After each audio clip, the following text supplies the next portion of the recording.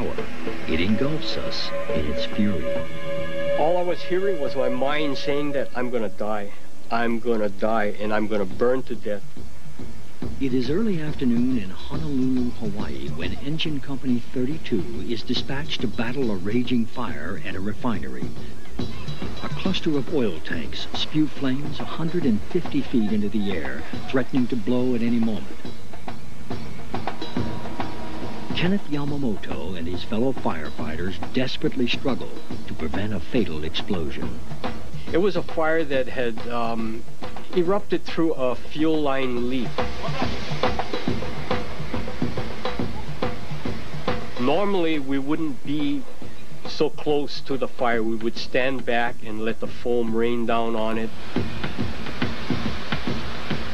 We had to be in there to contain these little fires before we could put the major fire out. As they douse the flames with foam, it seems to have an adverse effect. Then the situation intensifies. And before we could react, it just ignited. Hey, come over here! Hey, come on! Get over here! Hurry up! Hurry up, guys, burning! The flames just erupted all around me. I dropped the hose, turned to run, which is your natural instinct. I didn't know where I was running. And I tripped over piping. All I was hearing was my mind saying that I'm going to die. I'm going to die, and I'm going to burn to death. But as Yamamoto falls, 8 inches of water on the ground offers a glimmer of hope.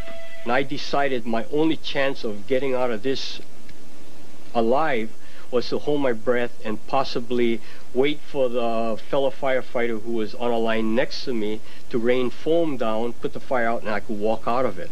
But as it turned out, the water wasn't deep enough. So I was forced to stand up, and luckily the direction that I dove was onto dry land.